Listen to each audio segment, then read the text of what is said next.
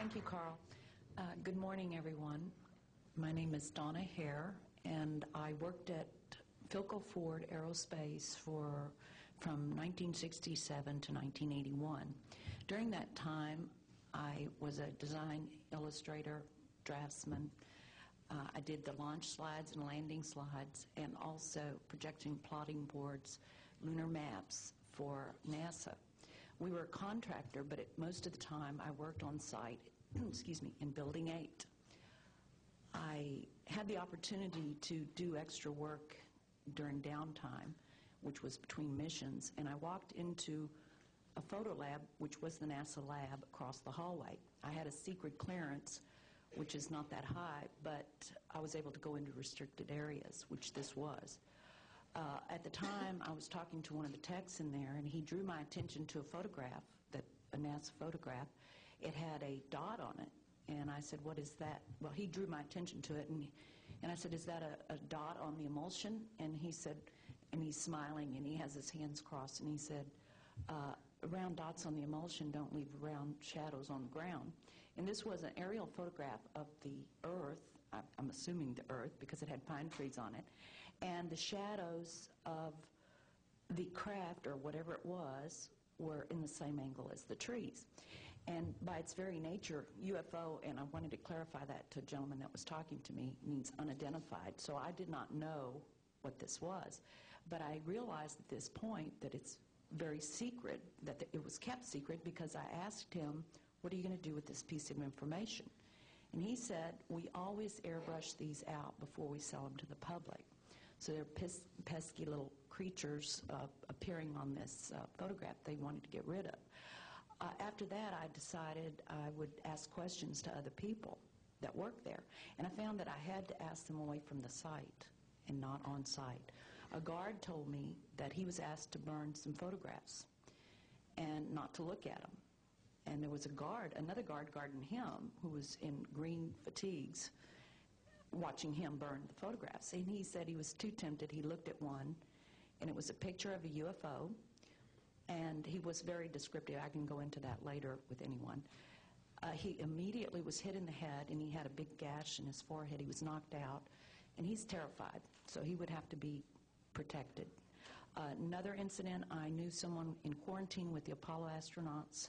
He told me that the Apollo astronauts saw craft on the moon when we landed, and that is what he told me. And he also was afraid. He said that the astronauts are told to keep this quiet. They're not allowed to talk about it.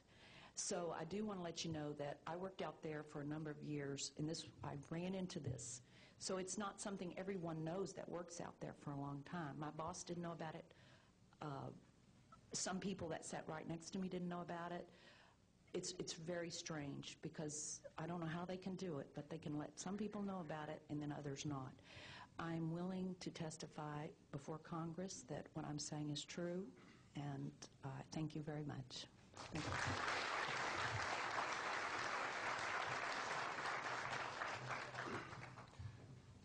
Good morning, ladies and gentlemen, and members of the press. My name is Larry Warren. 20 years ago, in 1980, I was a security specialist assigned to RAF Bentwaters, Woodbridge, NATO Air Force facilities in Suffolk, East Anglia. I had a secret security clearance. I guarded our backline nuclear weapons that were stored there at the time, without the knowledge of the people of Great Britain.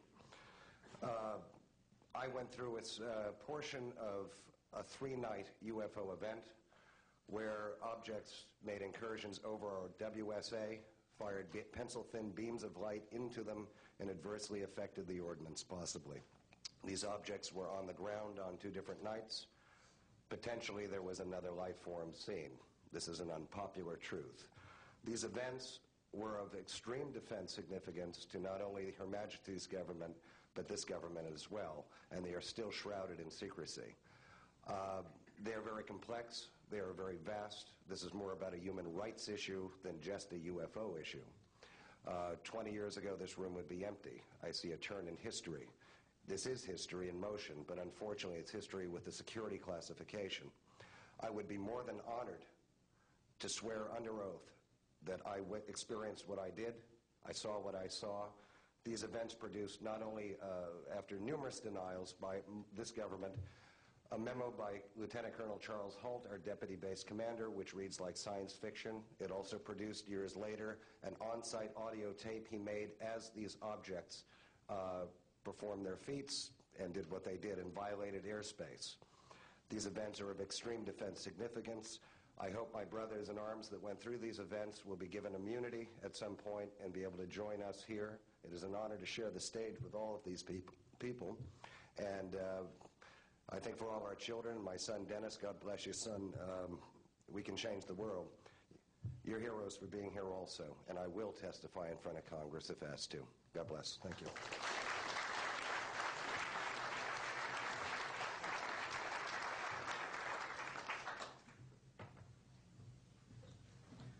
My name is George Filer III.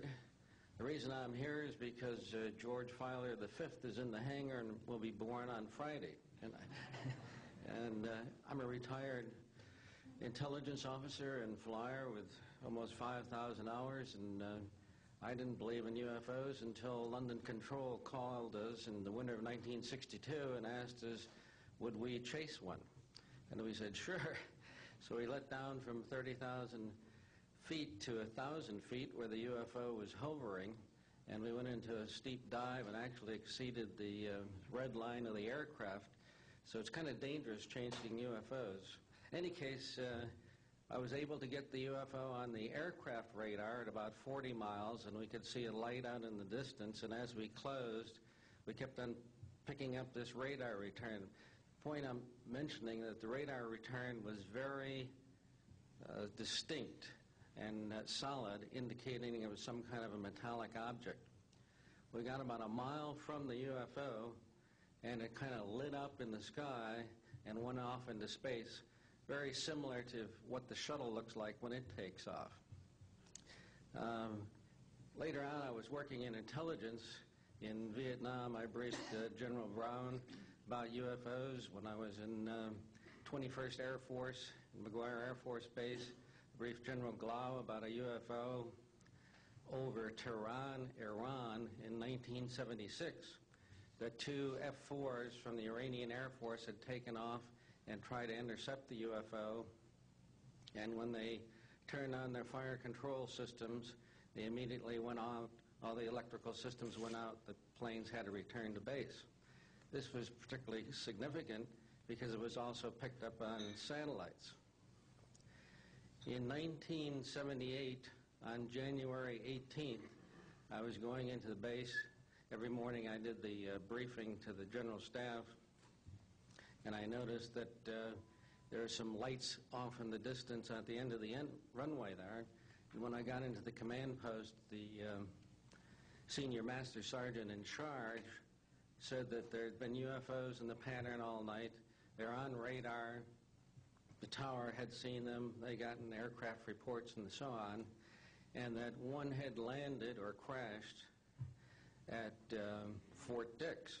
Fort Dix and McGuire are right together. And this is kind of like the Roswell of the East. But in any case, an alien had come off the craft and had been shot by a military policeman, and apparently was wounded and was heading for McGuire. So for whatever reason, the aliens liked the Air Force better than the Army, perhaps because they're shooting at them. But in any case, our security police went out there and found him on the end of the runway dead. And they asked me to brief the general staff, General Tom Sadler, and at the 8 o'clock stand-up briefing, and I said, I don't think I want to do this. You know, the general doesn't have a good sense of humor, and I'm not sure I believe this. So I did some checking, called the 438th Command Post, and everybody had pretty much the same story. And at 8 o'clock that morning, just before I went on, was going to brief this, and I was very worried about it. They said, don't brief it, that it's too hot, so to speak. That's pretty much my story, and I'm prepared to tell the story in front of Congress, and it is the truth. Now, because of this, I've stayed interested in UFOs, and I'm the Eastern Director of the Mutual